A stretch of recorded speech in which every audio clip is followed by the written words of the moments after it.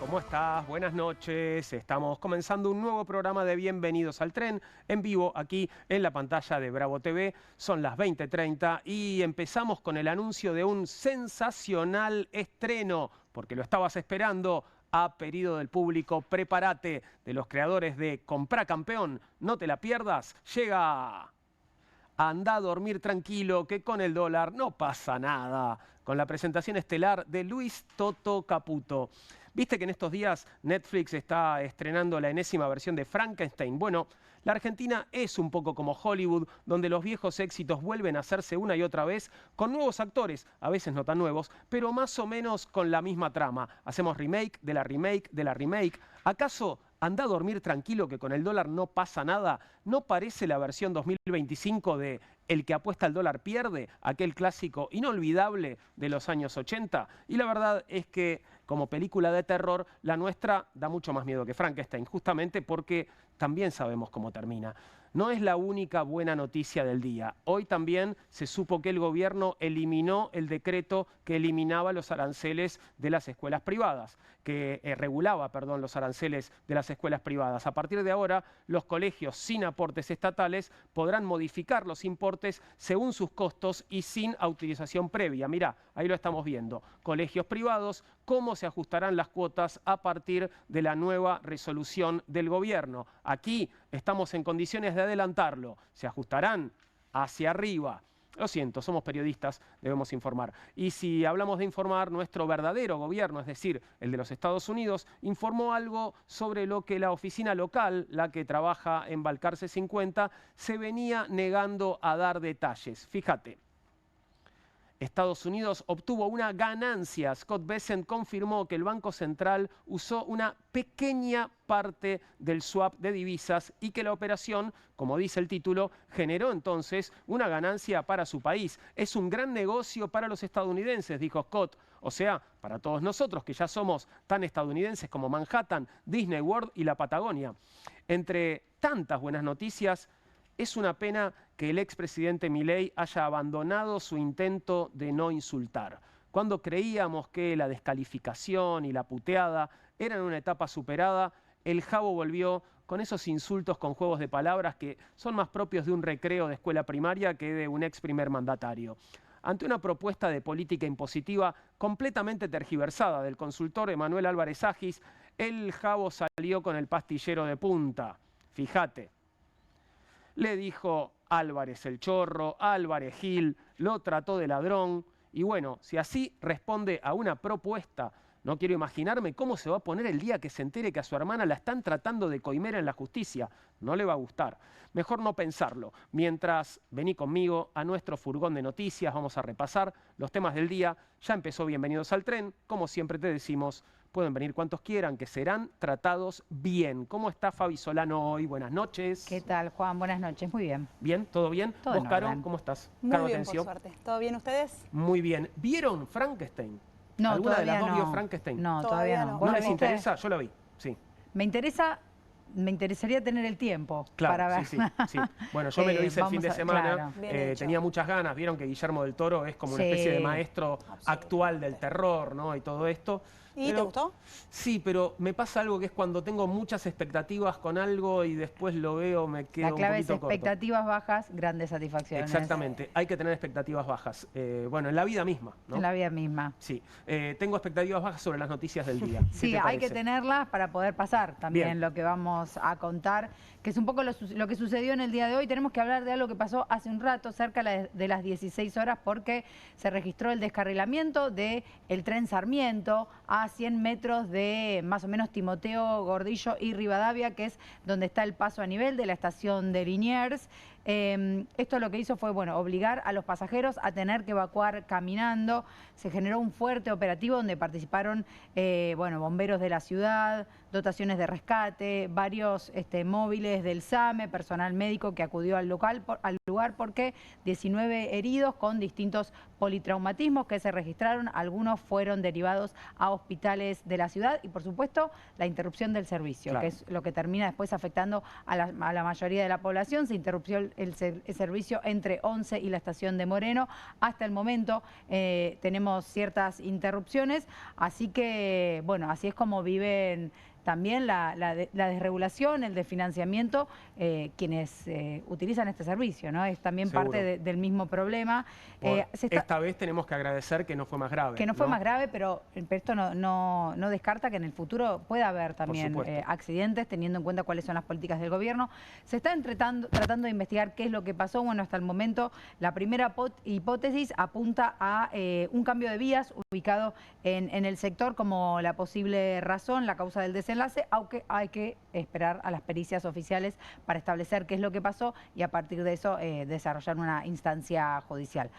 Así que bueno, esto lo que generó es bastante caos en términos de la logística de quienes viajan a la ciudad de Buenos Aires para trabajar y demás. Se fueron restableciendo servicios, pero de forma parcial. De forma parcial, sigue parcialmente interrumpido el servicio. Pasamos de Liniers a la relación de Argentina con Estados Unidos, porque como bien adelantaste en tu monólogo, bueno, tenemos algunas novedades. Lo primero que hay que decir es que Milei también en su forma de darle cierta visibilidad también a la palabra de Donald Trump. Su alineamiento absoluto. Absoluto, ¿no? sí, la verdad que hasta en estos detalles empieza a mostrarse que el alineamiento no tiene ni siquiera una mirada estratégica para la Argentina, porque confirmó que finalmente no va a ir al G20, a la cumbre que está prevista para los próximos 22 y 23 de noviembre en Johannesburg.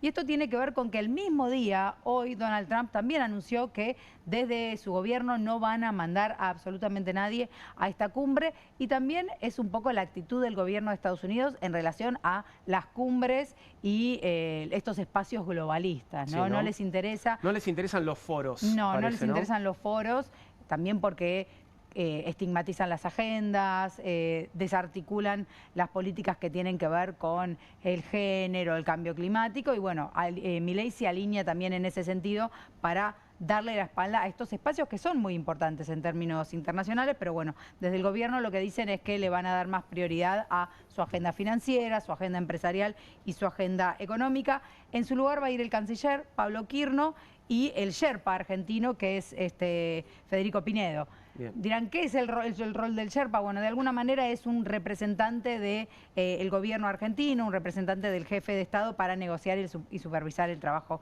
en estas reuniones. Van estos dos, por lo menos van dos. Estos dos solitos, pero van para allá. Seguramente después se sumen a la comitiva, pero por lo menos ellos van a representar a la Argentina entonces el próximo 22 y 23 de noviembre. Por otro lado, hablaste de lo que dijo Scott Bessent, claro, el secretario del Tesoro, bueno, este mediodía en declaraciones con distintas cadenas estadounidenses y con la agencia Bloomberg. Y lo que dijo es que que Argentina ya utilizó una pequeña parte del swap y que para Estados Unidos se trata efectivamente de un negocio. Ya Milei no va a poder decir otra cosa, no va a poder contradecirlo, así que vamos a repasar el video de Scott Bessent hablando de que Estados Unidos tuvo ganancia con el swap con Argentina. Vamos a verlo. Prices and affordability. How does a $20 billion bailout of Argentina help Americans? You're the president's point person on that.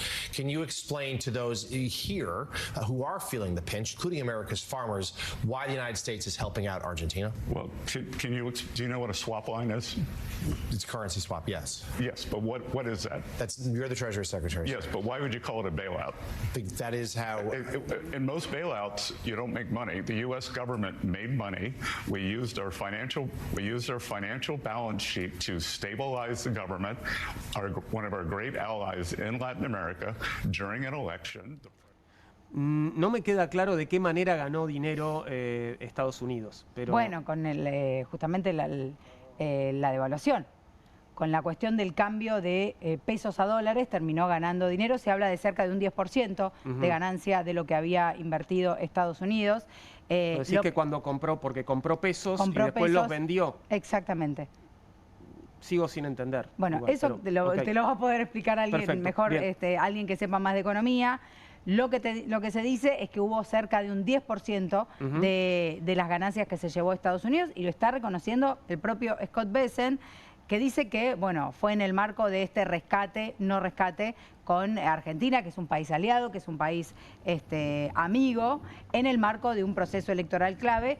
Y yo creo que, esto es lo que quiso decir Javier Milei cuando dijo, bueno, los dos nos beneficiamos.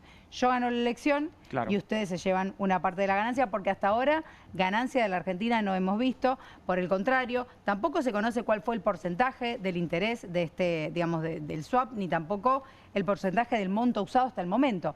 Lo que sí se conoce o lo que se presupone es que, bueno, esta plata que usó la Argentina, en este caso el Banco Central, puede haber sido para recuperar lo que se invirtió las semanas previas a las elecciones para mantener el precio del peso, o parte para pagar los fondos usados justamente para los vencimientos de deuda con el Fondo Monetario Internacional, que son cerca de 850 millones de dólares que vencieron el viernes. Así que eso es lo que están suponiendo. No hay información oficial, no hay un comunicado que explique para qué se usó. De hecho, nos enteramos de absolutamente todo esto por las palabras de este señor, que no es televisión, argentino. O sea, ni siquiera una declaración formal, oficial, digamos, una entrevista televisiva en un programa que parece ser un programa de la mañana, ¿no? Sí, tampoco un medio argentino. Claro. O sea, no tenemos interlocutores en relación a esto.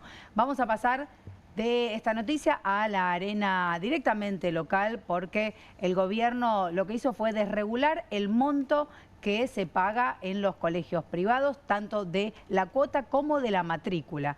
Esta es una noticia que se conoció hoy a través de un anuncio del Ministerio de Capital Humano. Se calcula que afecta a cerca de 4.000 instituciones de todo el país. En Argentina, desde 1993, existía un decreto por el cual el gobierno, o sea, las escuelas tenían que primero pedir autorización para actualizar el costo de la cuota y de la matrícula, y al mismo tiempo deberían comunicarlo el año anterior. Esto se desreguló, se eliminó. Vamos a ver entonces cuáles son los cambios que propone esta modificación a través del decreto 787. Bueno, las escuelas a partir de ahora no van a necesitar obtener autorización estatal para modificar los montos de las cuotas y la matrícula. Van a poder ajustar precios en función de la realidad económica y los costos operativos, algo completamente discrecional, no hay un criterio, y no tendrán que comunicar las actualizaciones anticipadamente. ¿Cómo defiende esto el gobierno? Bueno, lo que dicen, y esto de hecho salió a festejar el ministro de Desregulación, Sturzenegger, en Twitter, salió a celebrarlo. Bueno, lo que dicen es que de esta manera las instituciones van a tener que dejar de aplicar aumentos a principio de año que de alguna manera eran como un anticipo de lo que iba a pasar. Eran como aumentos mucho más altos de lo que después efectivamente sucedía, entonces esto afectaba a las familias. Esto es lo que dicen. Sabemos que en realidad los aumentos tienen que ver con un cálculo, con también la previsibilidad de las instituciones, pensando bueno, en salario, infraestructura, pero bueno, ellos lo que dicen es que los institutos suelen fijar cuotas más elevadas de lo necesario para prever estos saltos y poder enfrentar los costos, y ahora esto los va a beneficiar. Esto se aplica solamente a las escuelas privadas que no tienen subsidios del Estado, ¿no? Exactamente, que no tienen subsidios del Estado. Eso es otro tema, porque como interviene el Estado, digamos, tienen otro tipo de regulación. Pero bueno, afecta a 4.000 instituciones de todo el país y por ende a un montón de familias que están empezando a pensar, bueno, ¿cómo van a hacer el año que viene para pagar? Ahora, la especulación es que entonces que las escuelas van a competir libremente y eso va a hacer que bajen los precios de las matrículas y de las cuotas. Que era lo que inicialmente querían hacer con el voucher, ¿te acordás? Claro. El proyecto de los vouchers educativos que en teoría iba a fomentar la competencia y por ende iba a fomentar la calidad educativa. Eso no va a suceder, va a terminar pasando que un montón de familias no van a poder pagar, van a trasladarse al sistema público, el sistema público se va a colapsar, no hay financiamiento para el sistema público y todo eso termina empeorando el bienestar y la calidad educativa de nuestras infancias, que es un poco lo que ya viene ocurriendo, pero este gobierno se lava las manos. Y por último tenemos que hablar del gabinete. El gabinete. Porque finalmente... Hubo jura, ¿no? Hoy hubo jura, sí, en el boletín oficial se oficializó la llegada de Santilli al Ministerio del Interior y hubo jura en el Salón Blanco de la Casa Rosada. Fue esta jura con presencia de familiares, personas también cercanas a Santilli, al Colo actual pelado, también, bueno, funcionarios, referentes, por supuesto, cercanos, bueno, Javier Milei, que es el que le tomó el juramento, y otros miembros del gabinete que participaron. Bueno, lo que se plantea es que va a tener una agenda vinculada a las provincias, va a tener que salir al territorio a convencer a los gobernadores de que luego eso se traslade, ese acuerdo se traslade al Congreso para conseguir, bueno, el presupuesto, la reforma tributaria, la reforma laboral e impositiva, y de alguna manera esa va a ser la función que cumpla Santilli en los próximos meses. De hecho, ya mañana creo que tiene algunos viajes previstos a las provincias, así que bastante me parece que complicado el rol que le tocó al Colo. La pregunta es si van a respetar los acuerdos que él logre con los gobernadores, algo que no le pasó a otros funcionarios, ¿no? Digo, sufrió muchos francos en su momento estas descalificaciones cada vez que él lograba algún tipo de negociación supuestamente positiva para el gobierno con distintos actores, ¿no? Bueno, hasta ahora el resultado electoral y la actitud, por lo menos, de los gobernadores de estas 2 semanas post elecciones, marcan que por lo menos tienen cierta voluntad de sentarse a charlar, a debatir, a poner la firma eventualmente.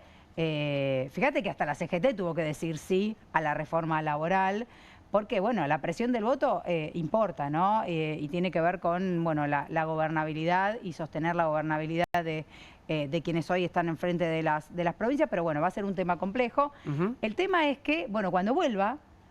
¿Cuando vuelva quién de dónde? No, de las provincias, sí. Esto que va a hacer, Santilli va a salir, va a hacer un recorrido, tiene, por ejemplo, esta semana en reunión con Frigerio en Entre Ríos, con Cornejo en Mendoza, con Esdero en el Chaco. Bueno, cuando vuelva va a encontrar un Ministerio del Interior pelado como el Colo, así parece que está, y así parece que le vaciaron un poco el ministerio. Caro Atencio tiene detalles de cómo se reconfigura el gobierno después de las elecciones y con estas bajas y altas en distintas funciones.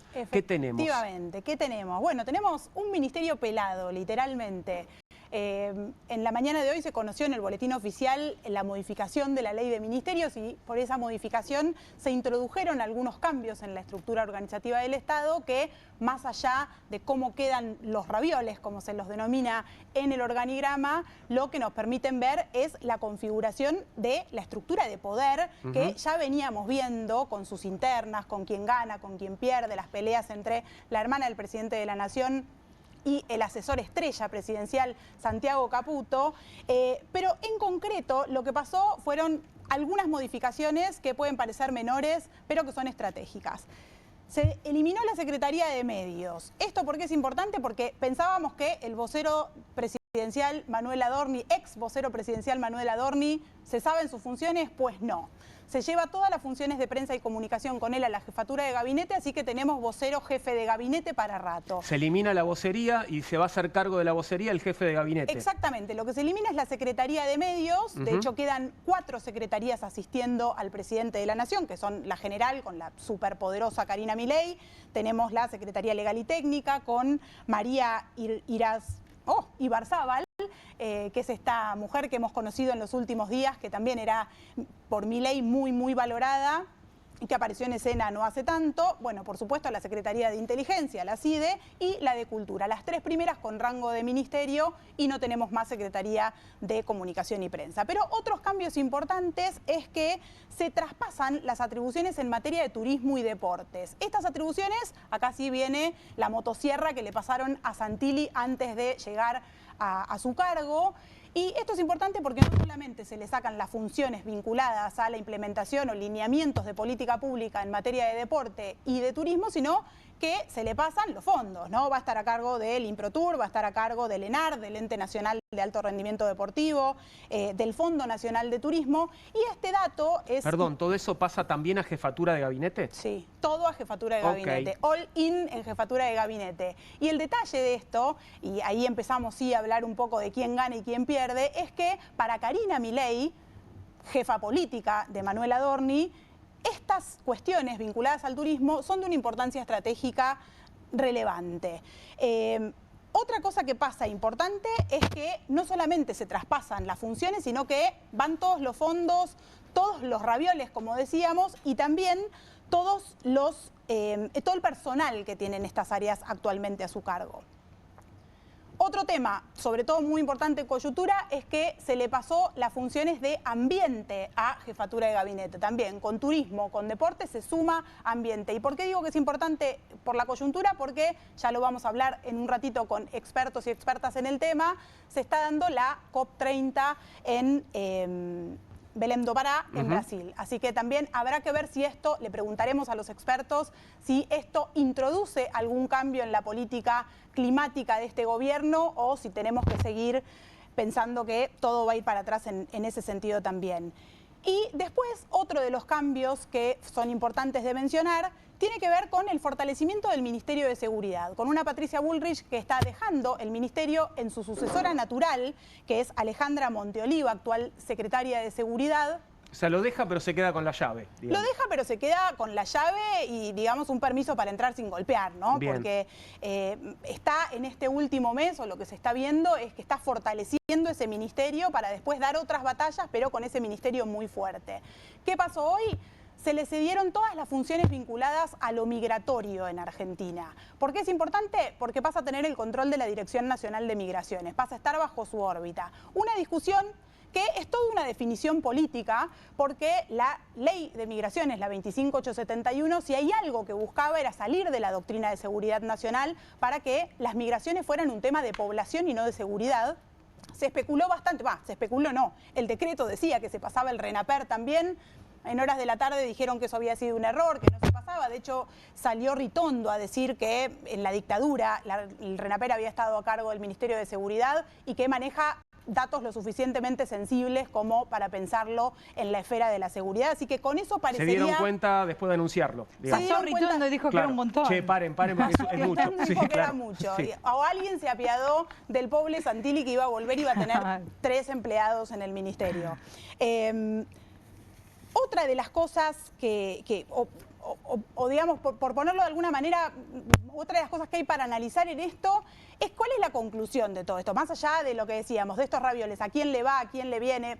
Evidentemente, la jefatura de gabinete queda sorpresivamente fortalecida, con lo cual lo que hay que decir es que acá la gran ganadora de estos cambios pareciera ser Karina Milei. Digo pareciera porque... Bueno, es lo que pareció desde el primer momento. Es lo que pareció desde el primer momento. Así que queda bastante fortalecida y lo que es evidente es que lo que se espera, que lo decían ustedes recién, es que Santilli se dedique fundamentalmente a recorrer las provincias y a buscar esos acuerdos. Altas fuentes de la Casa Rosada hoy estuvieron diciendo que hay como una suerte de prueba de confianza de Karina en Santilli, de te doy esto, vemos si jugás bien con este juguete y después vemos si te ampliamos algo. Te tengo cortito, con la canilla medio cerrada, y vemos te qué pasa. controlo y vemos si después te devuelvo alguna de las cosas que te saqué.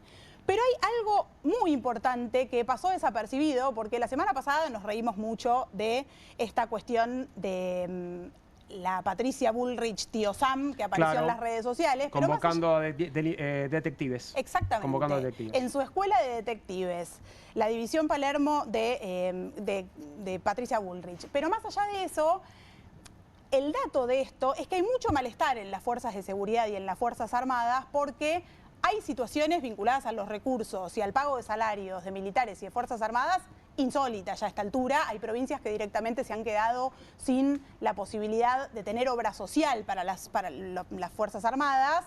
¿Y por qué lo traigo a colación en este ratito? Porque parecería que esto también forma parte de la interna. ¿Por qué? Porque Patricia Bullrich está armando esta escuela de detectives que en definitiva es darle funciones de inteligencia a la policía en una pelea que ya es por todos conocida porque Santiago Caputo claramente controla actualmente la CIDE y ahí hay una discusión de quién va a ser efectivamente quien controle la CIDE. Y Patricia Bullrich con esta cosita que pareció graciosa en términos de marketing, en realidad le está dando funciones de inteligencia muy al filo de lo que la ley de inteligencia actual permite. Así que habrá que ver cómo termina toda esta escena que Es un novelón que sería divertido si no fuera que estamos todos nosotros y nosotras en el medio. Sería mucho más divertido si no fuera nuestro gobierno. Pero bueno, es lo que sucede. Y Es para lo que hay. seguir hablando sobre el tema, nos visita Rocco Carbone, filósofo y analista político. Bienvenido, Rocco. ¿Cómo estás? ¿Todo bien? ¿Cómo andan? Buenas noches. Claro. ¿Qué Buenas tal? noches.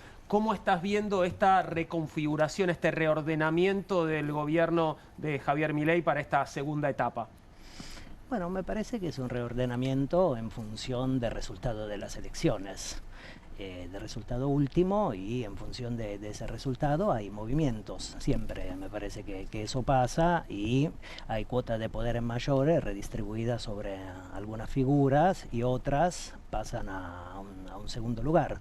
Bueno, me parece que ese resultado obvio de alguna manera de lo que pasó hace un puñado de semanas, y también en función de los vínculos con el gobierno de Estados Unidos, con algo que conocemos en ciertos sectores de la politicidad nacional como el imperialismo estadounidense. Me parece que estamos viendo esos movimientos, y en función de eso hay algunas figuras que acumulan una cuota mayor de poder y otras resultan un poco más relegadas. Y también respecto de la...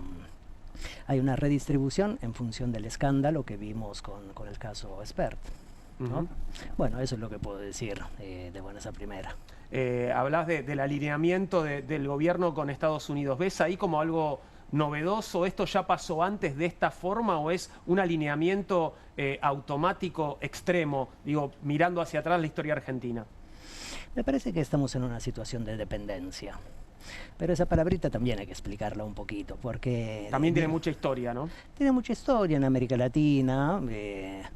Estados Unidos siempre consideró a lo que llamamos América Latina como su patio trasero, y desde la doctrina Monroe siempre dijeron América para los americanos, y la parte de América Latina también para los americanos. Que los americanos son los estadounidenses. Son los norteamericanos, exactamente. Claro. Ahora, la dependencia me parece que no es solamente de la Argentina respecto de Estados Unidos, sino que hay una dependencia y una necesidad de dependencia del gobierno Trump, lo digo así a propósito, en latinoamericano, respecto de esta experiencia de gobierno aquí en la Argentina.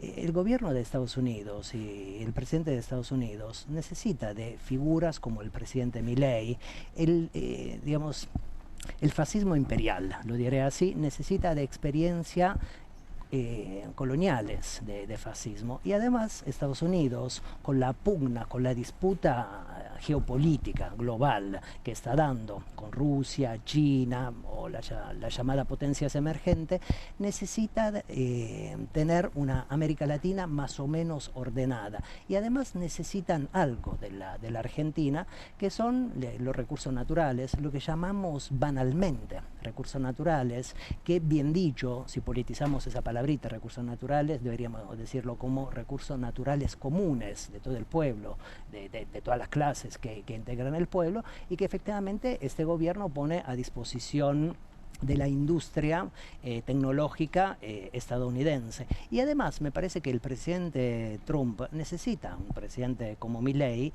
sobre el cual recortarse, no es al revés. Me parece que la experiencia radicalizada en el sentido de la reacción de Trump es posible porque el presidente Milei ganó las elecciones hace casi 2 años, y la experiencia que estamos viendo en Estados Unidos, la experiencia Trump 2.0, es una experiencia bastante disímil de la primera experiencia Trump. Hay una radicalización, y esa radicalización se la permitió la experiencia que se está elaborando acá desde el 23 en adelante. Perdón, pero me parece un montón lo que estás diciendo. Digo, tanta influencia puede haber tenido el triunfo de Milei en Argentina como para avalar esta profundización de las políticas de Trump.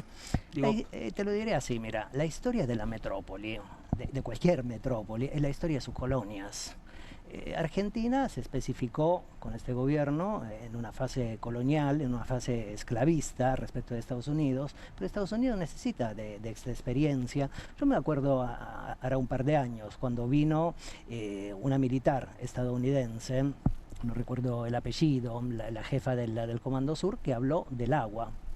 Argentina y dijo nuestra agua. Bueno, esas experiencias necesitan en el nivel de los bienes naturales comunes, pero también en el nivel de la politicidad de experiencia como este. El presidente Milei abrió un camino, un surco, una radicalización política en la clave reaccionaria que el presidente Trump le sirve. Y me parece que en Estados Unidos están pasando cosas de lo más interesante al mismo tiempo dentro del campo de la emancipación. Hemos visto, por ejemplo, ahora 3 o 4 semanas, una gran manifestación en todo el país. 10 millones, 11 millones de personas movilizadas alrededor de una gran consigna que no kings, o sea, no queremos reyes. Y era una consigna dirigida en contra del presidente Trump. Y ahora en la Buenos Aires, podríamos decir, de Estados Unidos, que es en Nueva York, eso es como decir Petrogrado, de algún modo, digamos, la gran capital, el corazón económico de ese país, acaba de ganar una experiencia radical en el sentido emancipador. Me refiero a Mamdani. Todo el mundo dice que se refiere a su religión, pero en realidad es un político y es un socialista demócrata, y en cuyo discurso dijo, la palabra más, palabra menos, que pretende afectar la clase de la gran propiedad, la grande riqueza, y redistribuir esa riqueza hacia los sectores de la gran clase trabajadora. Se refirió de manera muy interesante a los sectores migrantes de Estados Unidos, sectores migrantes que son en gran parte latinoamericanos y que sostienen la estructura productiva de ese país. Bueno, cuando efectivamente hay experiencia ultrarreaccionaria en el campo de la emancipación siempre suceden cosas. ¿Por qué digo esto? Porque es de esperar que en algún momento en este querido país, en la Argentina, el campo de la emancipación, la clase trabajadora se organice y efectivamente empuje una nueva oleada vertiginosamente emancipadora. Rocco, te escuchaba con atención esto que decías que la reacción a Trump se da en el segundo mandato. Sí. Y lo que estamos observando en Argentina es que todavía desde los sectores trabajadores, desde los sectores populares, desde el interior, se está acompañando el proyecto de Milei. Es decir, ese ideal, ese programa emancipatorio, bueno, no ha cuajado, ¿no?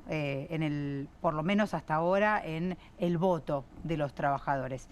En ese sentido quería preguntarte, bueno, ¿qué crees que puede pasar si de acá a 2 años puede surgir?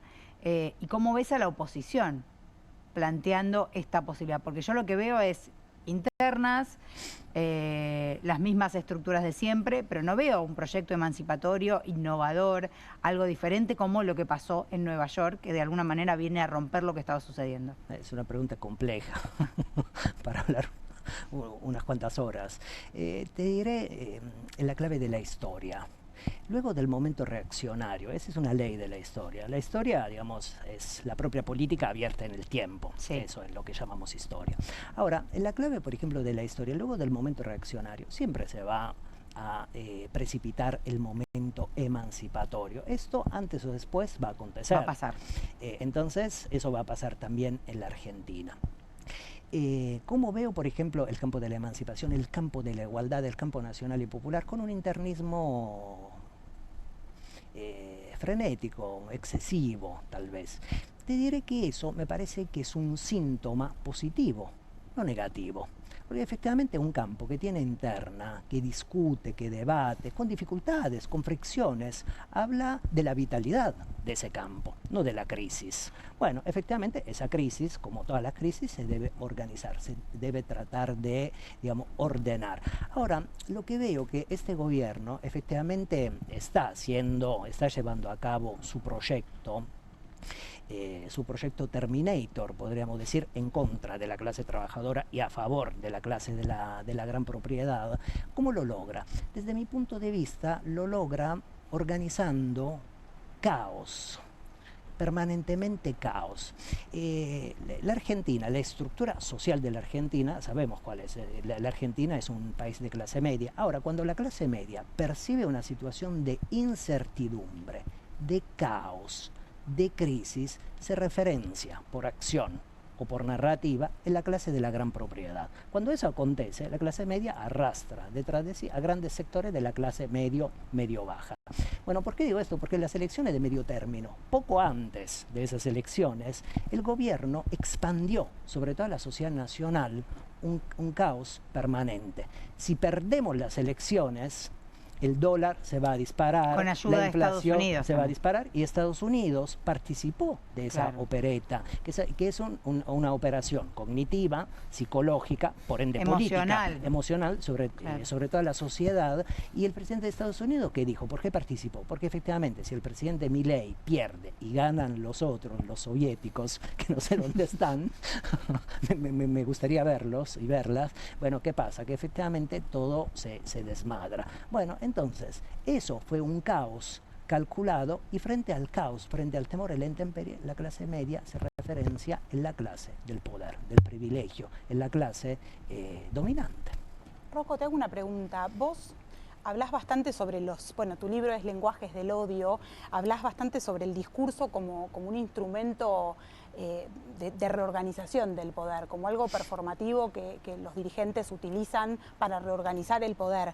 Y en ese sentido, esta función productiva que tiene el odio de poder organizar vínculos, de generar reacciones vinculadas a los afectos, bueno, de jerarquizar a la población, imagino que tiene un efecto a largo plazo más allá de lo que ocurran con las internas de hoy, con los temas de coyuntura que nos ocupan. ¿Cómo ves ese efecto en la cultura, en las relaciones sociales, afectivas, en lo vincular? ¿Cómo queda esta Argentina después de este paso?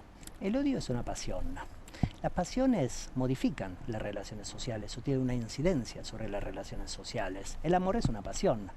Ahora, ¿el amor qué hace a nivel de las relaciones sociales, del vínculo afectivo o sexoafectivo? Modifica el mundo.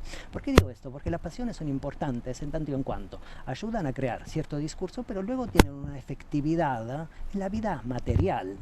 A mí me gusta, este es un medio se organiza alrededor de la lengua, de la lengua nacional, la oralidad, pero la lengua nacional tiene otra vertiente que es la escritura. Me gustan los antiguos libros. Un viejo filósofo, Aristóteles, en un antiquísimo libro que se llama La Retórica, donde habla no de la política, sino de la modalidad discursiva de la política, habla del odio y de la ira, habla de esas dos pasiones. Dice que la ira en algún momento termina, cuando se organiza y se libera socialmente, tiene un techo, se interrumpe. En cambio el odio, dice Aristóteles, palabra más, palabra menos, digamos, cito mi memoria, no estoy citando exactamente a Aristóteles, no lo voy a citar palabra por palabra, dice que efectivamente el odio es una enfermedad y que no termina nunca, o termina solo cuando el antagonista político, reconvertido en enemigo, es muerto, es arrojado de un avión o arrojado a un campo de concentración. El odio hoy en día, en el mundo oscuro que vivimos, lo vemos de manera materializada en un genocidio en Gaza. Acá también hay formas odiantes que se organizan discursivamente y que tienen prácticas en la vida social, en la vida material, a través de nuevas formas del esclavismo y formas persecutorias. Ustedes antes estaban hablando del ministro, lo diré así a propósito, Bullrich, que tiene un apellido compuesto que arrastra la larga noche colonial de los 500 años. Bueno, ese apellido organiza, bajo forma no odiante discursiva, sino odiante material, una represión permanente en la Plaza de los Dos Congresos, todos los miércoles, en contra de los sectores más frágiles de la sociedad, nuestros jubilados y nuestras jubiladas. Rocco, definís este gobierno como un gobierno fascista. Hablabas antes también de fascismo imperial, refiriéndote a la administración Trump. Y también, entiendo, has sostenido que al fascismo, para combatirlo y vencerlo, hace falta crear un frente, ¿no? Un frente antifascista. ¿Qué posibilidades tiene Argentina de construir un frente antifascista, teniendo en cuenta la dispersión y el internismo de la oposición? El fascismo es una palabra problemática. En todo el mundo está en debate. En todo el mundo, en Europa, se están escribiendo libros, hay programas como este en televisión, en medios de comunicación masivos sobre esta antigua palabra. Lo primero que hay que solapar es que cuando decimos fascismo, referimos a una experiencia política italiana y alemana. Indudablemente, a lo largo del siglo XX, el fascismo, ese poder se llamó a sí mismo fascismo y tuvo esa expresividad sobre el eje Roma-Berlín.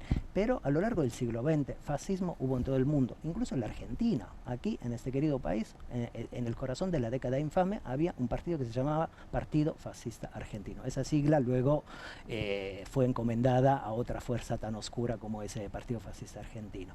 Todo lo que está en la historia de de un pueblo puede volver. Ahora, ¿a qué le decimos fascismo? A una herramienta del capitalismo en crisis. Cuando el capitalismo no puede controlar las fuerzas productivas de un país, mete la mano en un arcón histórico y tiene distintas herramientas. El neoliberalismo es una herramienta del capitalismo, el fascismo es otra herramienta del capitalismo. ¿Cuándo surgió esta experiencia política? Por eso la calificamos en un gran sector intelectual, militante, político de la vida nacional, latinoamericana y mundial como fascismo.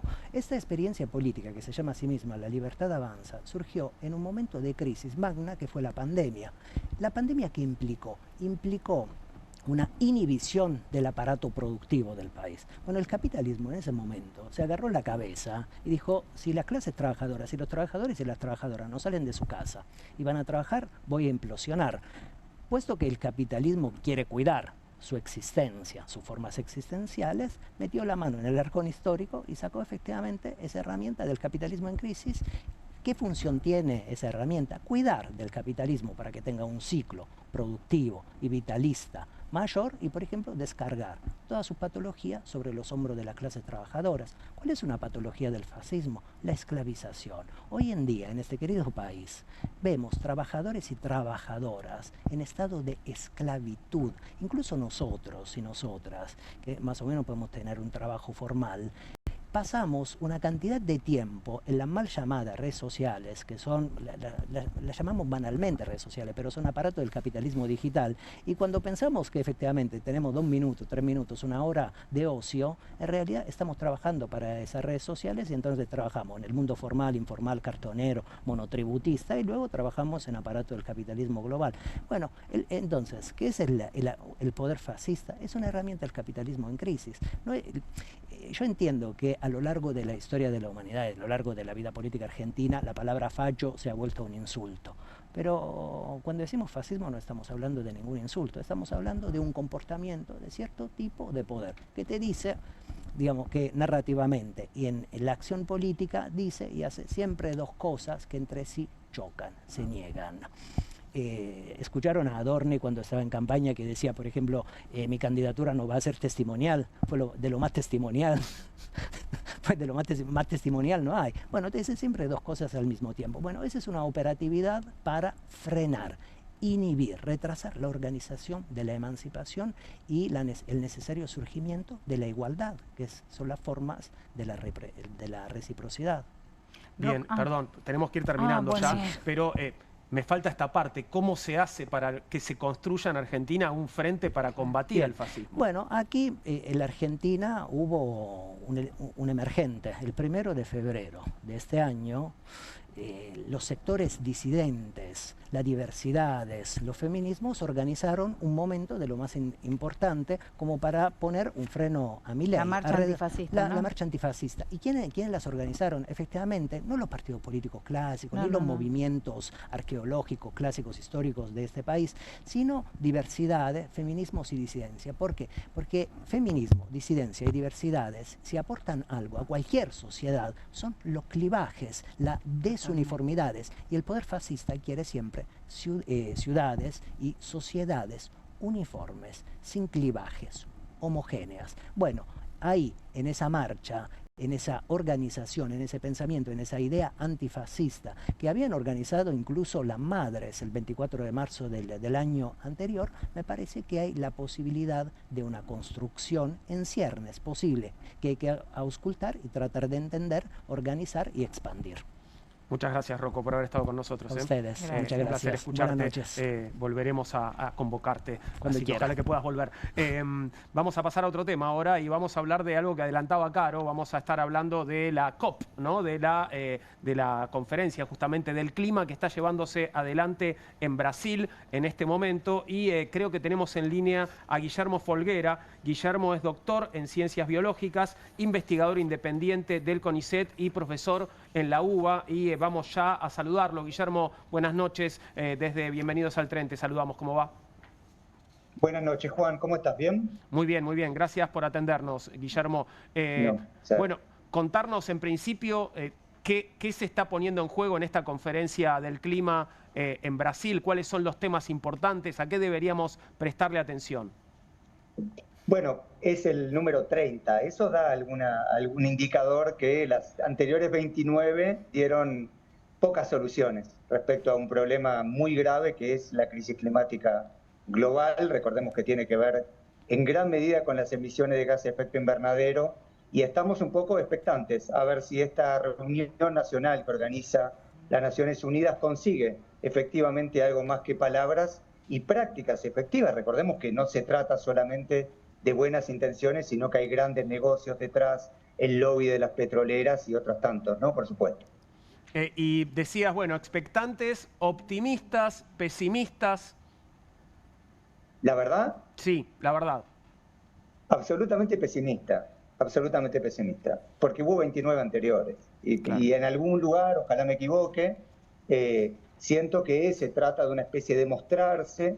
Evidentemente, los gobiernos de Bolsonaro, Trump y Milei han planteado que se puede ser peor y que en ese sentido el negacionismo por completo puede básicamente asumir que no hay ningún problema ambiental por resolver, pero a la hora inclusive de otros gobiernos que no son negacionistas, las soluciones no llegan y para las personas que están viendo no estamos hablando solo de destrucción ambiental, que ya de por sí es fundamental, sino que estamos hablando de desigualdad social creciente, de pérdida de la producción, de concentración de la riqueza, digo, un montón de elementos que se juegan también cuando hablamos cada una de las COP. Guillermo, buenas noches. Fabiana Solano te saluda. ¿Cómo andás? Buenas noches, ¿cómo estás? ¿Qué es lo que le aporta que sea en Brasil, teniendo en cuenta, bueno, la presencia de Lula, su agenda política, también su mirada política, justamente pensando en América Latina, la presión que la agenda de Brasil pone sobre los países desarrollados en relación a la emisión de gases? ¿Cuál es la mirada que está teniendo esta COP pensando en que, bueno, se hace desde América Latina y desde Brasil en particular en este momento con la gobernación de Lula? Excelente. Si hago nomás una aclaración, sería irresponsable de mi parte hablar en nombre de la COP, ¿no? Digamos, voy a dar una interpretación un poco de esa pregunta tan importante que hace, pero tampoco quiero decir que en la COP se está hablando mi interpretación. Efectivamente, que sea en Brasil le otorga elementos. América Latina aparece como uno de los grandes continentes involucrados en la crisis climática. Recordemos que las emisiones de gases de efecto invernadero en gran medida se explican por las emisiones norteamericanas, europeas y China, básicamente. Exacto. Pero América Latina supo ser un gran pulmón del planeta, y Brasil en particular. Exacto. Entonces, que sea en Brasil es emblemático. Y encima, hace muy pocos días tuvimos el anuncio de explotación de petroleras en el Amazonas, ahí nomás en la salida del río Amazonas. Digo, le otorga efectivamente a esa pregunta un carácter especial. Todo en un contexto de guerra comercial entre Estados Unidos y China, muy fuerte, de un Trump que está marcando en gran medida la agenda global y una Europa que mira sin tomar del todo partido, pero de alguna manera lo conecto con la pregunta anterior también que me hacía Juan. ¿Por qué escepticismo a pesar de Brasil? Porque no logramos tener una agenda propia latinoamericana, porque de alguna manera siento que América Latina, que tendría que funcionar como un gran continente unido y, entre otras cosas, proteger muy fuerte su naturaleza, a sabiendas que está también en juego la justicia social, cede ante el poder de las corporaciones. Ahora, como planteás, efectivamente no es menor que se trata en Brasil y ni más ni menos que en el Amazonas. Guillermo, buenas noches. Carolina Tencio te saluda desde aquí. ¿Cómo andas, Carolina? Todo muy bien. ¿Y vos?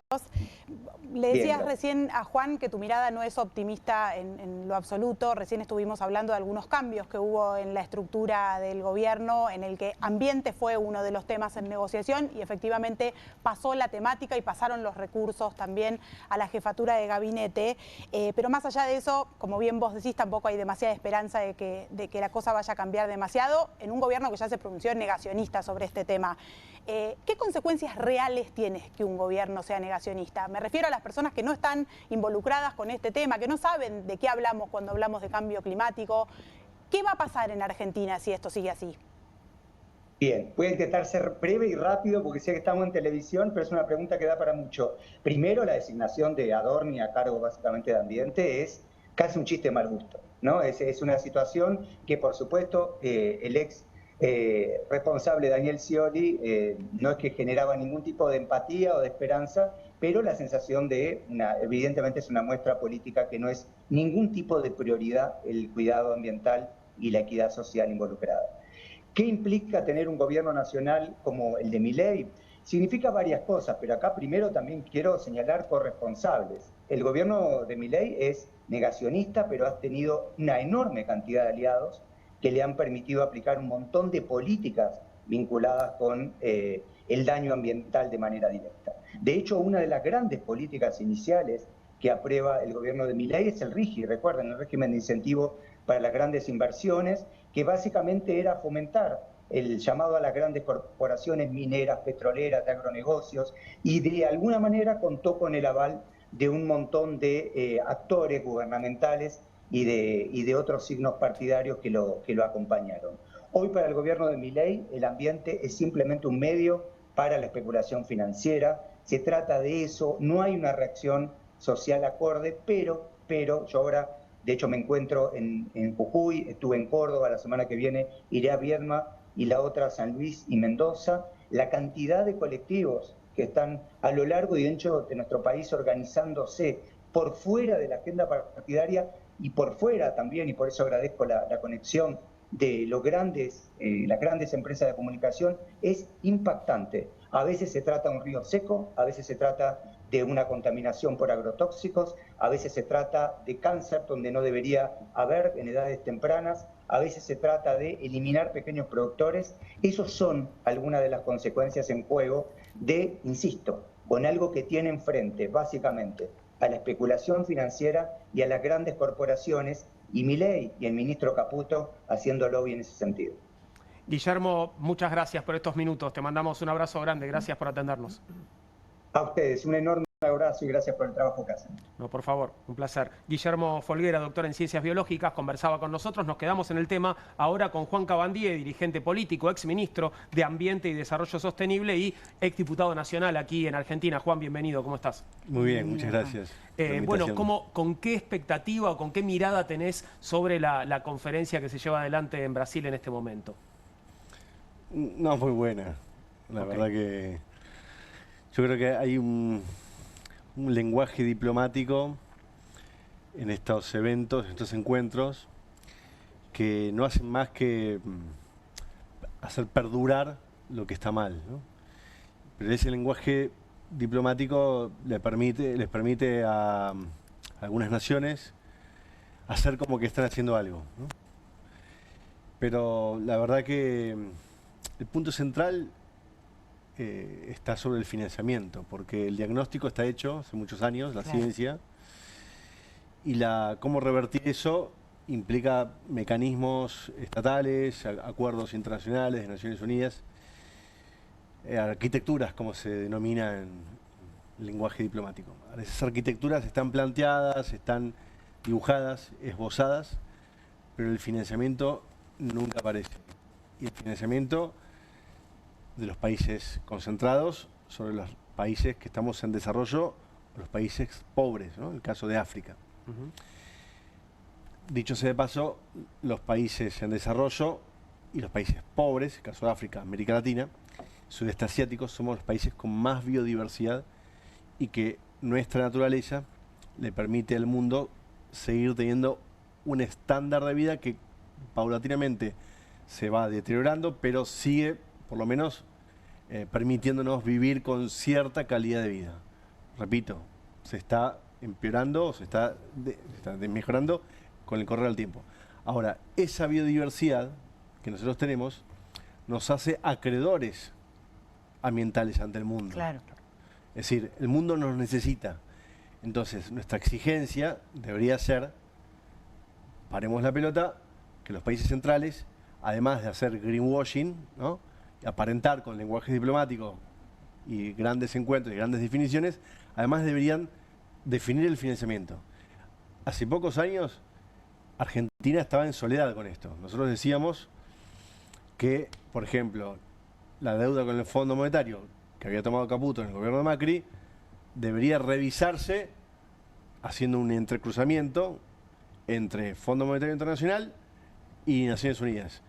la postura de Naciones Unidas era no nos metemos con el fondo, es otro organismo que... Ahora, la exigencia de que nosotros como región latinoamericana somos acreedores ambientales, la discutíamos en soledad.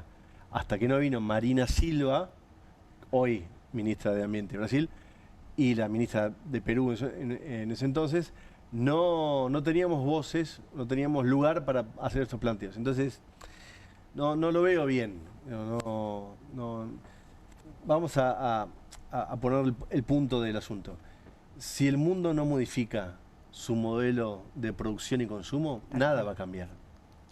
Entonces, nosotros seguiremos separando en origen, ampliando parques nacionales, las dos cosas también, ¿eh? Pero si el mundo, como dijo recién Folguera, los países centrales, China, que tiene un avance tremendo en relación a Europa y a Estados Unidos, está avanzando mucho en transición energética, ¿no? Ahora, si Estados Unidos y Europa no modifican su formato, su consumo energético, no va a haber solución posible y estamos cada vez más cerca del colapso. Claro. Cada vez más cerca. Calcula que hoy tenemos cerca del 30% de la población global tiene dificultades en acceder al agua. El 10% ya directamente no accede al agua de calidad, potable, etc., ¿no? Mientras tengamos un mundo cada vez más concentrado, y va a ser muy difícil, por más que separemos en origen, por más que hagamos campañas, por más que digamos cosas copadas, Juan, no hay posibilidad. Recién escuchaba Sí. Tu relato, bueno, por supuesto casi distópico, ¿no? De lo que pasa y siempre uno va por todo, en el sentido de decir, bueno, hasta que el mundo, bueno, y yo pensaba, bueno, hasta que el mundo, pero en Argentina, ¿qué logramos? ¿Qué hemos logrado en términos políticos con incluso gobiernos que pusieron el tema en la agenda, que financiaron, que impulsaron programas particulares? Porque yo lo que siento es que incluso nosotros estamos solos hablando con una sociedad que no entiende, que por la lógica de la vida cotidiana a veces no tiene ni tiempo de interesarse, y aunque tuviera el tiempo, por ahí no tiene el capital cultural y social que lo permite. Entonces, antes de hablar del mundo, que igual coincido 100%, pienso, ¿cómo resolvemos esto en Argentina a nivel local con, bueno, los recursos, la educación? ¿Qué se puede hacer? ¿Qué se hizo? ¿Dónde estamos en ese sentido? Es difícil, pero vamos a tratar de contestar tu pregunta. Haciendo historia, el primer presidente en el mundo que habla de ambientalismo fue Perón en el 72, ¿no? Incluso puso una primer funcionaria que era distópico, justamente para el mundo, ¿no? Claro. En un área ambiental, crea un área ambiental dentro del Estado. Argentina ha tenido avances, tenemos de hecho una ley de educación ambiental que impulsamos cuando estuve yo. Obviamente eso requiere después un trabajo de docentes, gremios... Sí, sostenido en el tiempo. Y que también le dé forma a los contenidos. La ley está, pero ahora hay que trabajar lo otro. Bueno, eso está pendiente. Eso también veremos, sí, claro. Argentina ha crecido mucho en áreas protegidas, que eso es muy bueno. Hoy entre áreas protegidas nacionales y áreas protegidas provinciales, más reservas municipales, etc., estamos en un número aceptable, acercándonos a la exigencia global. Ha crecido incluso también, para destacar, hemos crecido de nuestra gestión y los primeros que dieron un impulso fue la gestión del periodo macrista en áreas marinas protegidas, está muy importante. Ahora, tenemos cuestiones a resolver y que es más que nada regional, porque yo te planteo esto. Nosotros tenemos una deuda, ¿no?, que es social, y la agenda ambiental no es ambiental a secas, es socioambiental, ¿no? Eso el Papa Francisco fue muy claro, muy contundente con su encíclica Laudato Si. Ahora, nosotros tenemos el derecho a desarrollarnos, porque tenemos una deuda social pendiente de muchos años. Los países centrales ya lo hicieron, a costa de las futuras generaciones y a costa del resto del mundo. Entonces, ¿por qué nosotros no podemos desarrollarnos? Y ellos ya lo lograron. ¿Y por qué nosotros no podemos? Ahora, entonces, la discusión en el mundo debería ser quiénes son los que en los próximos 10 años pueden crecer su PBI y quiénes no. Claro. Es decir, si Europa va a seguir creciendo 5 puntos del PBI anual, evidentemente eso va a generar pérdida de biodiversidad.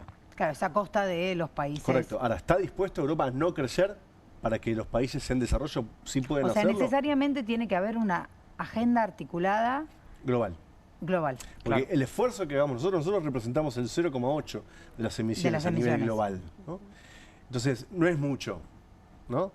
Además tenemos la segunda reserva forestal, primero el Amazonas, después el Chaco saldeño, Claro. nuestro, ¿no? Entonces, tenemos mucho, aportamos mucho al mundo para que pueda vivir en calidad. Ahora, también necesitamos desarrollarnos, Claro. porque tenemos una deuda social pendiente muy fuerte. Y no se puede esperar a la transición energética para ese desarrollo, digamos. Bueno, es que la transición Desarrollarse implica energética, generar emisiones contaminantes. Juan, cada parque eólico tiene muchos, se contamina mucho para crear un parque eólico. Claro. Es decir, necesitas muchos minerales, necesitas mucha energía. Cada parque solar en el mismo sentido. Entonces, por eso a veces es imprudente, o no imprudente, sino sin fundamento ciertas posturas un poco como de TikTok, ¿no? Es decir, Sí, sí, necesitamos sí. esto, bueno, para llegar a ese camino también contaminás. Entonces, paremos la pelota, analicémoslo, el sector productivo es necesario todavía, tenemos que modificar rasgos o aspectos del sector productivo, pero todo es una transición y acuerdos, diálogos. Si no ponemos eso, si no ponemos una mesa de discusión, no hay posibilidad alguna de mejorar las condiciones en las que estamos. Lo repito, Argentina no puede solo, el Cono Sur no puede solo, sí o sí es una discusión global. Si los países centrales no ajustan esto, si no sientan en las COP, no van a estar Elon Musk, no va a estar ninguno de los dueños de las tecnológicas. Si no están ellos sentados, no vale la pena. Juan, más allá de que, Sí. si es que hay un más allá... Sí, Perdón, porque por muchas favor. veces esos grandes empresarios van en calidad de personas que se preocupan por el bienestar del mundo. No. Tienen que ir en calidad de que son Claro. los grandes Responsables. responsables Y de que de lo van las a, y que van a contaminaciones y que van a financiar. financiar. Y que van a Claro. financiar. Tienen que ser garantes Absolutamente. del desarrollo. En todo Absolutamente. Más allá Perdón. no, por favor, más allá Sí. de las cuestiones diplomáticas y de Sí, que sí. queda claro de que sin un escenario global que actúe en consecuencia esto no se resuelve. Sí. Vos hablabas recién de que por más de que separemos en origen, de que haya campañas, bueno, ¿qué pasa si ni siquiera está eso? Digo, estábamos discutiendo de que hoy el gobierno tiene una agenda directamente negacionista con este tema. ¿Eso tiene alguna consecuencia? ¿No la tiene? ¿O da todo lo mismo si el mundo no cambia? Sí, claro que sí, claro que sí. Mira, yo ojalá esté totalmente equivocado y sea casi psiquiátrico lo que voy a decir, pero yo veo, ¿no?, que estos movimientos internacionales de la actual gestión, con Trump, las tierras raras, la energía, el agua, nuestro viento, que es uno de los mejores vientos, nuestra radiación, que es una de las mejores comparado al Sahara, pegado a la cordillera, así que eso es fotovoltaicamente es muy importante. Los recursos naturales, la biodiversidad, esos acuerdos Trump a mí me generan mucho temor. Yo ojalá sea totalmente loco lo que estoy diciendo, pero yo no descarto que podría darse, como viene el mundo, una balcanización de los países con recursos naturales, ¿no?, por parte de las potencias. Entonces, si no tenemos educación ambiental, si no arrancamos con eso, aunque sea muy poco la separación de origen, si no hacemos eso, vamos a brindarle todas las posibilidades para que eso, si se ponen de acuerdo 2, 3, 5 países y avanzan sobre Latinoamérica, eso pueda ser una posibilidad. Sea una posibilidad, perdón. Ojalá sea disparatado lo que estoy diciendo, ¿no?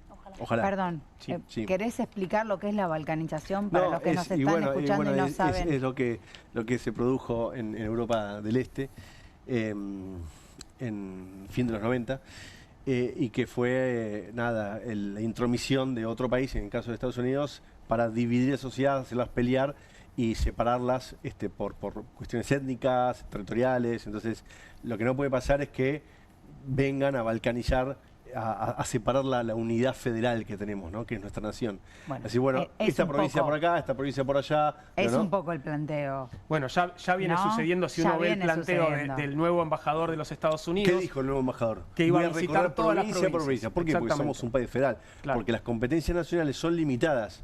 Las competencias provinciales son anteriores incluso a la nación, ¿no? Precedentes. Exacto. Y incluso el 124 de la Constitución dice que los recursos naturales son originarios de las provincias.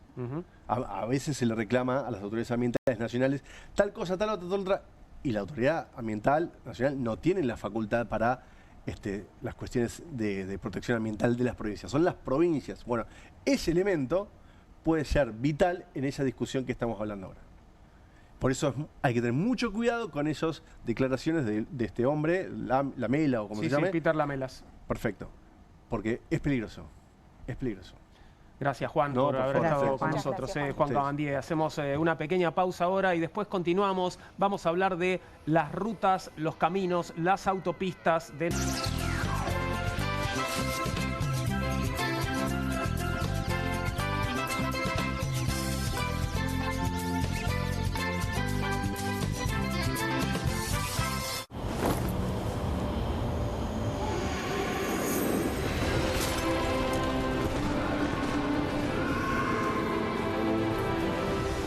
Betano, divertite a otro nivel con el bono de bienvenida.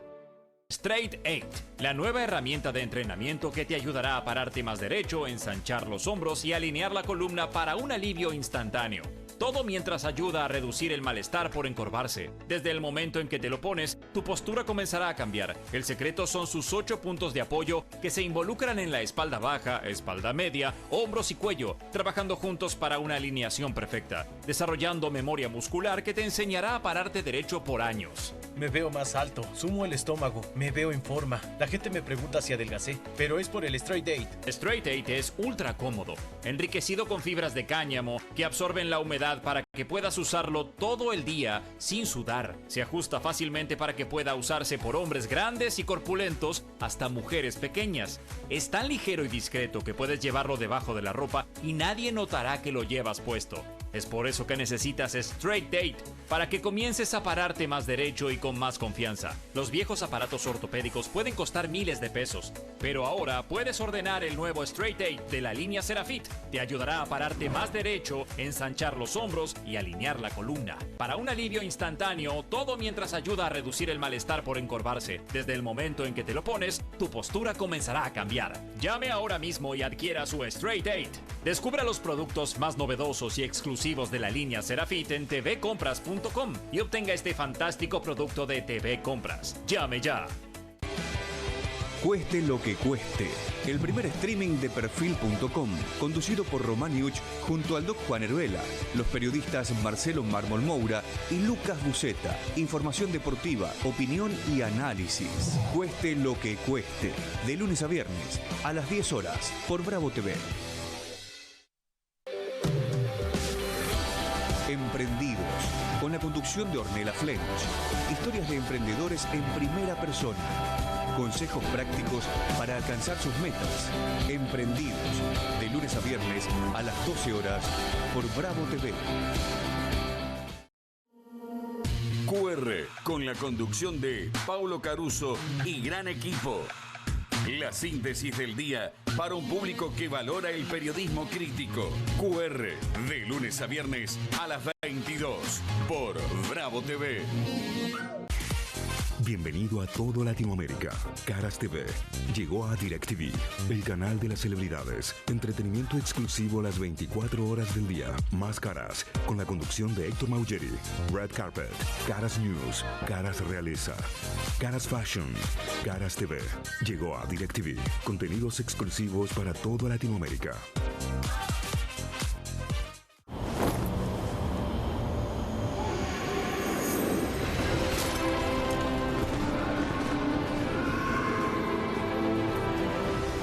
Betano, divertite a otro nivel con el bono de bienvenida.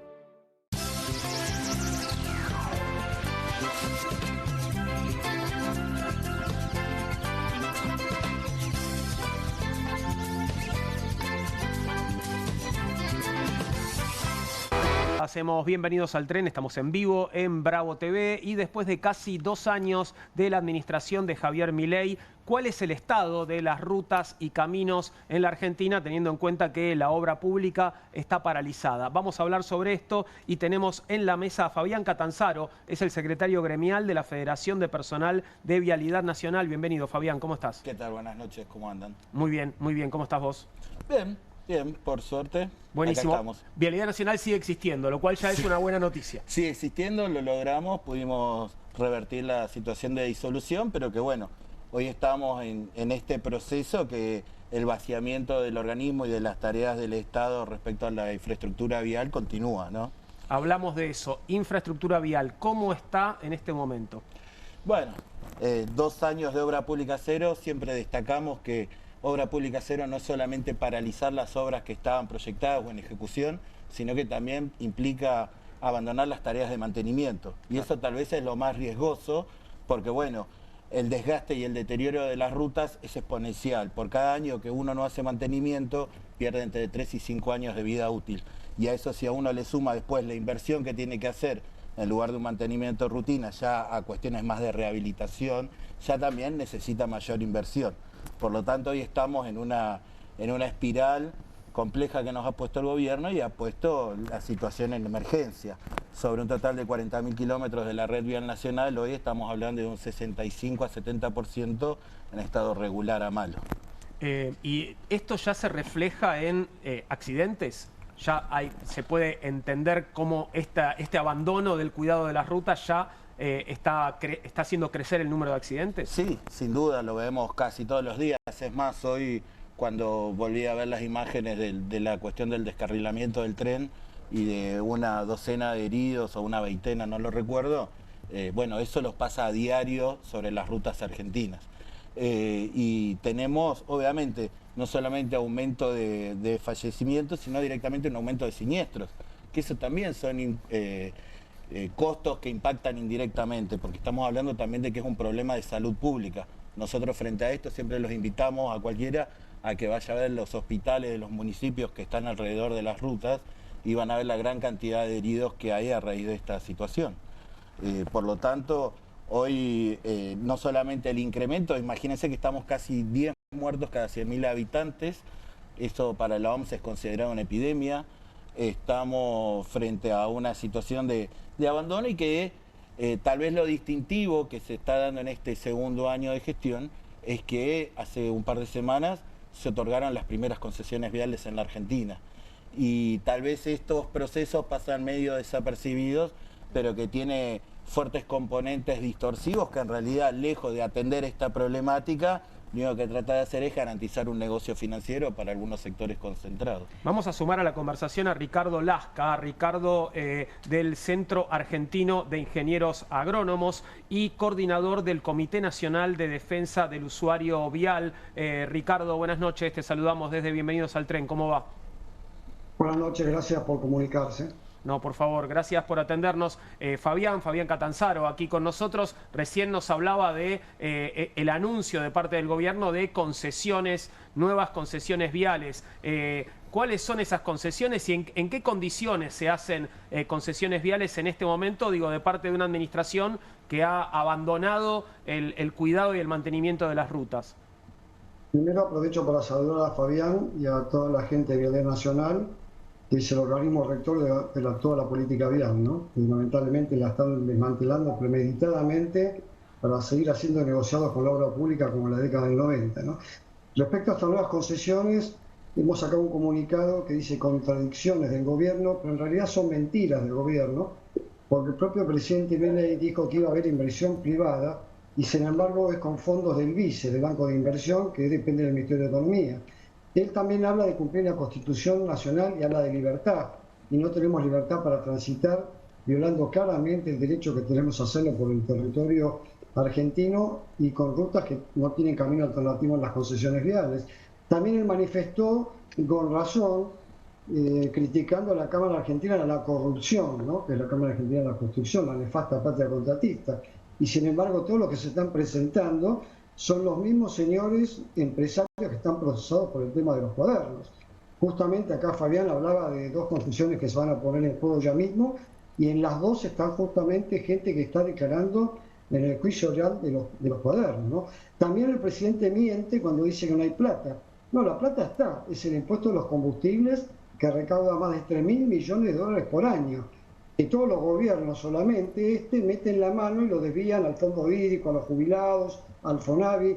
No, señores, esa plata que aportamos con tanto esfuerzo cuando pagamos combustible es para destinarla a obras de infraestructura. Y con eso se ponen a hacer más de 2.000 kilómetros de autovías nuevas por año, libre de peaje, y tendríamos una red vial espectacular. Por eso digo, y hay que aclarar que estas concesiones, por ejemplo, estas 2 primeras, son por 30 años. Nos han castigado 35 años de la década del 90 a la fecha, y ahora nos meten concesiones iguales a los 90 o peores por 30 años para solamente corte de pasto y bacheo. No se prevé ampliar la red, no se prevén autopistas, autovías para evitar los choques frontales. Y un tema que no quiero dejar pasar, encima nos agregan 54 estaciones más de peaje de las ya existentes. Es decir, va a haber que pagar un peaje cada 97 kilómetros. Un ejemplo increíble es la Ruta Nacional 3, de Capital Federal a Bahía Blanca, 650 kilómetros, que hay un importe importantísimo de Bahía Blanca, va a haber que pagar 8 peajes.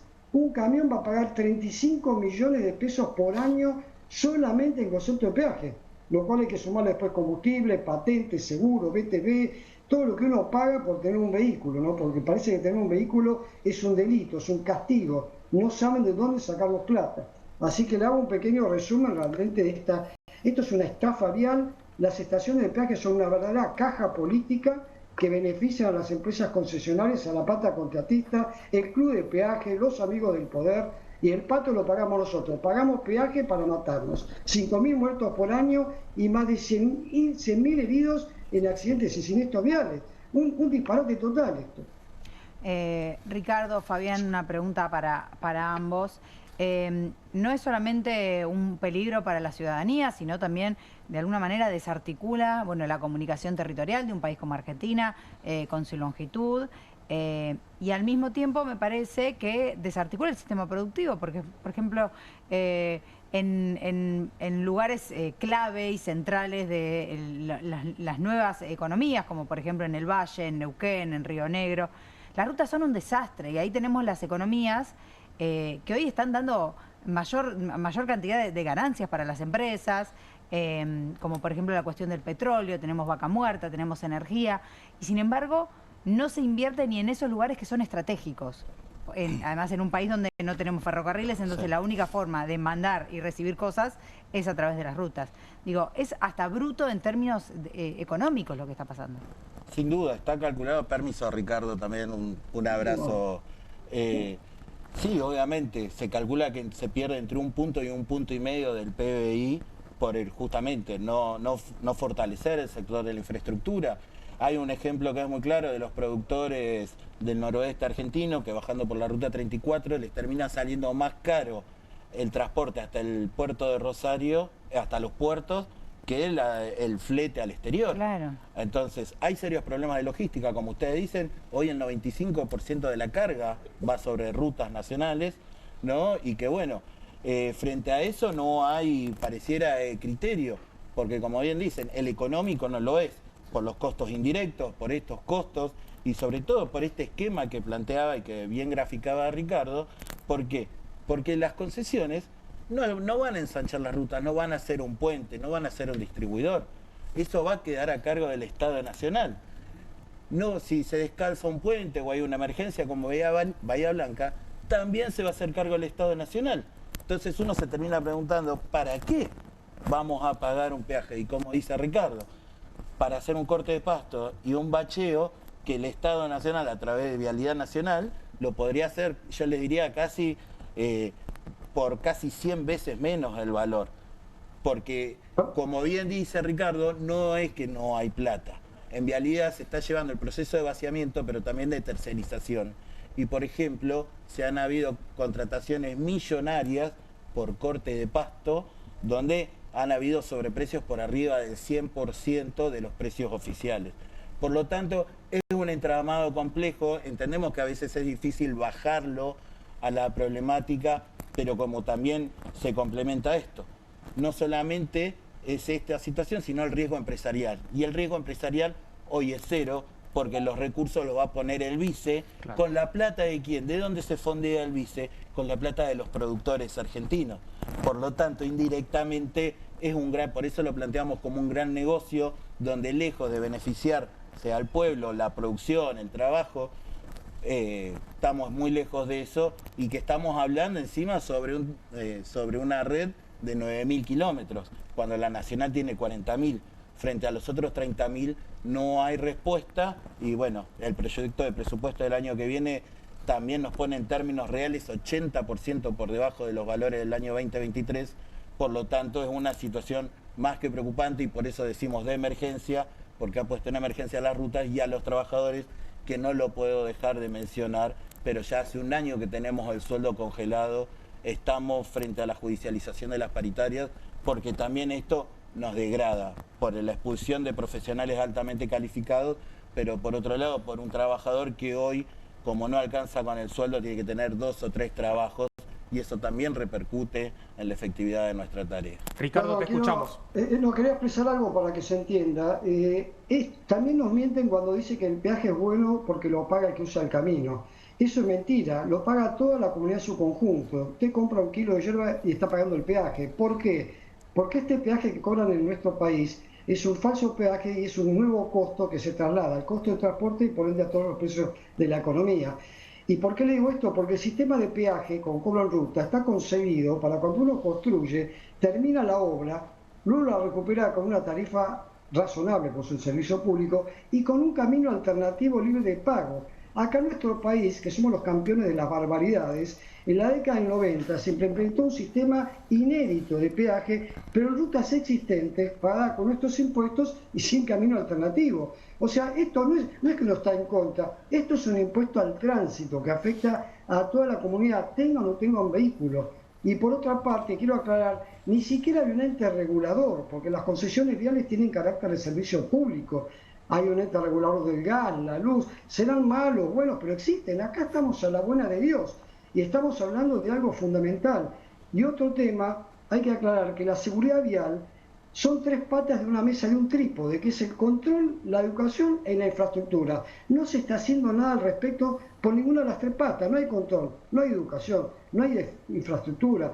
Y la infraestructura vial es política de Estado, lo que es el transporte terrestre, el ferrocarril, las rutas. Yo les pregunto a ustedes, ¿usted escuchó a algún gobernador, algún candidato hablar de una política de Estado de transporte terrestre y ni hablar del fluvial también? Nadie.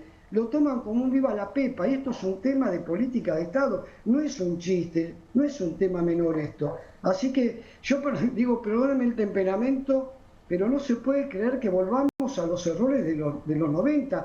Hemos pagado 35 años peaje y no se hizo un solo kilómetro de camino nuevo. Lo poco que se hizo con la autopista Pilar Pergamino, la autovía 14, la autopista Pilar Pergamino, Rosario Córdoba, se hizo con fondos del Estado, no se hizo con la recaudación del peaje. ¿Por qué? Porque hay bajo caudal del tránsito y lo que se recauda, aunque les parezca mentira, se gasta en el costo operativo del cobro. No la entienden, es un sistema inviable en nuestras rutas nacionales y provinciales. Así que es lamentable que volvamos a más de lo mismo y por 20 a 30 años más. La verdad es algo increíble esto. Y les pido a los legisladores, gobernantes, lean la Constitución Nacional, señores, tanto que hablan de la Constitución, que habla claramente del libre tránsito y la doble imposición por el impuesto a los combustibles. Aparte del impuesto a los neumáticos, lubricantes, yo que me dedico al agro, retenciones agropecuarias que no se traducen en obras. ¿Qué más nos quieren cobrar, señores? ¿Qué más quieren que andemos en sulky? Así que realmente es inconcebible esto. Ricardo, se entiende perfectamente tu vehemencia, te agradecemos estos minutos y bueno, gracias por alertar sobre esta situación tan grave que estamos viviendo, de tantas otras, por supuesto. Se nos acabó el programa, pero muchas gracias por este contacto. Un abrazo, Ricardo. No, gracias. Un saludo a Fabián también de nuevo. Gracias. Y bueno, lo mismo para vos, Fabián. Gracias por haber venido. Gracias por estar con nosotros. Seguiremos el tema, por supuesto, y esperemos que esto se resuelva. Gracias a ustedes. Gracias. Tenemos que ir cerrando ya el programa. La seguimos, Fabi, la seguimos mañana pasado. El jueves. El jueves estamos de vuelta juntos. Caro, nos vemos la semana próxima, seguramente. Seguro que sí. Gracias.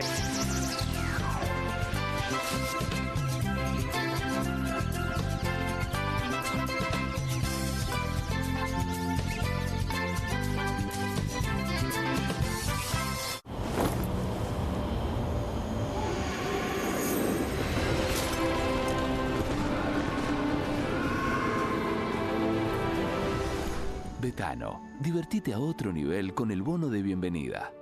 Straight 8, la nueva herramienta de entrenamiento que te ayudará a pararte más derecho, ensanchar los hombros y alinear la columna para un alivio instantáneo.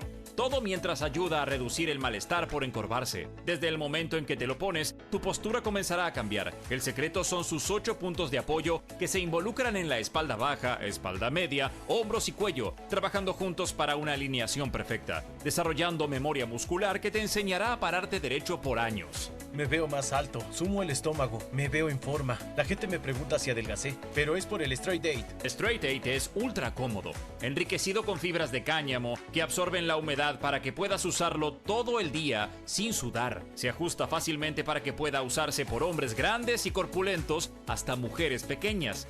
Es tan ligero y discreto que puedes llevarlo debajo de la ropa y nadie notará que lo llevas puesto. Es por eso que necesitas Straight 8, para que comiences a pararte más derecho y con más confianza. Los viejos aparatos ortopédicos pueden costar miles de pesos, pero ahora puedes ordenar el nuevo Straight 8 de la línea Serafit. Te ayudará a pararte más derecho, ensanchar los hombros y alinear la columna. Para un alivio instantáneo, todo mientras ayuda a reducir el malestar por encorvarse. Desde el momento en que te lo pones, tu postura comenzará a cambiar. Llame ahora mismo y adquiera su Straight 8. Descubra los productos más novedosos y exclusivos de la línea Serafit en tvcompras.com y obtenga este fantástico producto de TV Compras. Llame ya. Cueste lo que cueste. El primer streaming de perfil.com. Conducido por Romaniuch junto al Doc Juan Heruela, los periodistas Marcelo Mármol Moura y Lucas Buceta. Información deportiva, opinión y análisis. Cueste lo que cueste. De lunes a viernes a las 10 horas por Bravo TV. Emprendidos, con la conducción de Ornella Flench. Historias de emprendedores en primera persona. Consejos prácticos para alcanzar sus metas. Emprendidos, de lunes a viernes a las 12 horas por Bravo TV. QR, con la conducción de Paulo Caruso y gran equipo. La síntesis del día para un público que valora el periodismo crítico. QR, de lunes a viernes a las 22 por Bravo TV. Bienvenido a todo Latinoamérica. Caras TV llegó a DirecTV, el canal de las celebridades. Entretenimiento exclusivo las 24 horas del día. Más Caras, con la conducción de Héctor Maugeri. Red Carpet, Caras News, Caras Realeza, Caras Fashion, Caras TV. Llegó a DirecTV. Contenidos exclusivos para toda Latinoamérica. Hay una casta superior que es los periodistas que si mienten, calumnian, injurian y dicen cualquier cosa. ¿Tenés ahí los nombres de los periodistas que tengo que meter en cana? No nos tomamos esto a la joda, como esos periodistas mentirosos. Y dentro de la cancha vale todo, que la vayan a buscar, la tienen adentro. Soy una bandera de la batalla cultural, pero los imbéciles con déficit de IQ doméstico, ¡ay, no, miedo! Mientras que los imbéciles de los periodistas... ¿Sabes la cantidad de periodistas que tengo para mandar a la hoguera? Las mentiras de los medios. Y periodistas ensobrados, operadores, basuras. No me vengas con que son inocentes. No digo que sean tan malos como los periodistas. Digamos, raya el mal gusto propio de cerdos. Creo que es una ofensa decirle periodistas. Sí. Milei odia al periodismo. Nosotros amamos al periodismo. Suscríbete a perfil.com.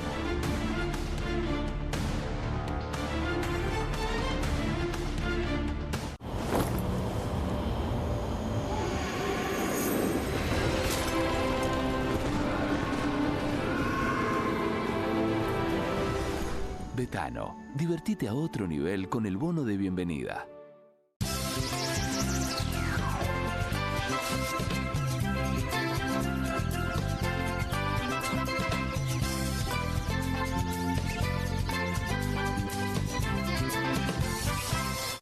Aquí finaliza el horario de protección al menor.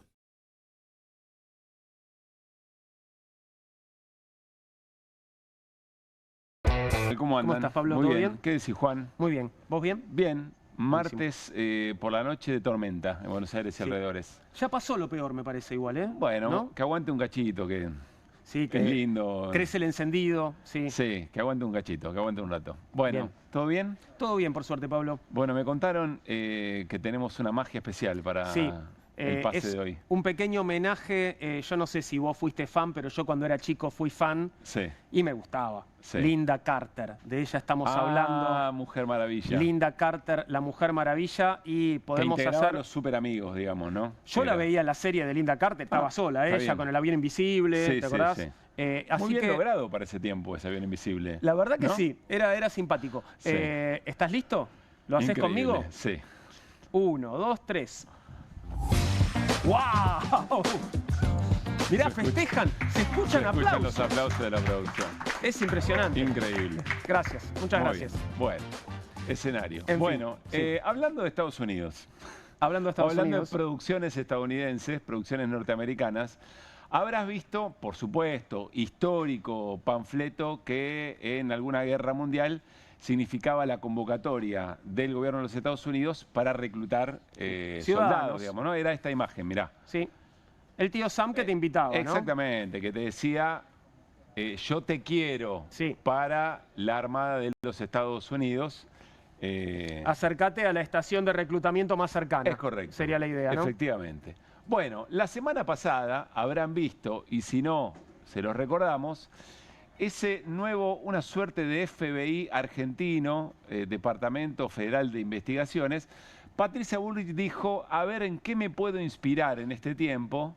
Homenaje al tío. Y acá está. ¿Querés ser detective? Te buscamos. Para el Departamento Federal de Investigaciones, nueva carrera de investigador del delito para profesionales de la Policía Federal. Conoce más, etcétera, etcétera. Yo me fijé, es tranqui, te digo, por si estás buscando una carrera corta, son 9 meses y salís subinspector. ¿En serio? Sí. Bueno, pero tenés que tener una formación previa. Bueno, hay una serie, tenés que tener un título universitario, Sí. tenés que tener hasta 40 años. Hay un detalle que es un poquito, tal vez, de interpretación, que es que tenés que tener antecedentes intachables. Bien, Definime antecedentes intachables. sí.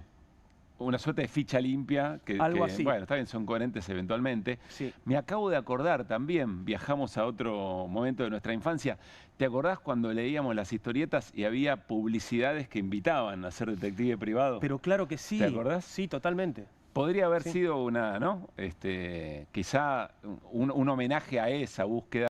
Pero bueno, se eligió en estos tiempos la del tío Sam. Apareció alguien muy querido. ¿Viste alguna vez División Palermo? Sí, claro, vi la primera temporada, por Gran supuesto. serie, te recomiendo la segunda. Koroski es Sí. su autor y protagonista, que dice esto a propósito de esta búsqueda. Santiago, dejamos de hacer División Palermo porque ya se hace sola. Y sí. Y no está nada mal. No estaría mal una suerte de reality respecto de cómo va esa formación de detective. La verdad que me eventualmente, ¿no? gustaría tanto más que Pato Bullrich que gobernar en Netflix directamente, ¿no? Y Así Coro- uno puede retirar el abono, si quiere, Claro. y listo. Y, Ya está. y Koroski eventualmente con otro cargo. Bueno, en momentos de multiempleo, Juan, no sabemos qué depara el año que viene para nosotros, lo cual es cierto. Es verdad. Sí. Si no te convencí con esta posibilidad, tengo más para vos. ¿Por qué vos sabés que se viene la Cyber Week, no? No. Sí, mirá, tenés Cyber Week descuentos de todo tipo. para personal del Ministerio de Defensa. Y si te apurás, para el personal del Ministerio de Defensa, promoción 300 lucas, reintegro 100%, te devuelven todo. El 100% de tus compras. Sí, es correcto. Mira la fecha. Desde el 1 de octubre. O sea, esto está vigente ya. O sea, empezó antes de las elecciones. ¡Apa! Caramba. O sea, del 1 de octubre hasta el 29 de noviembre. Con lo cual, en otro tiempo, no en este, pero se lo hubiera dicho plan platita, ¿no? Platita limitado en este caso al personal del Ministerio de Defensa. Sí, pero es bastante gente, ¿eh? Sí, ¿no? Y hay Imagino. una aclaración que dice, el tope, creo que dice por ahí, el tope de 300.000 es acumulable a lo largo de todo el periodo de la promoción.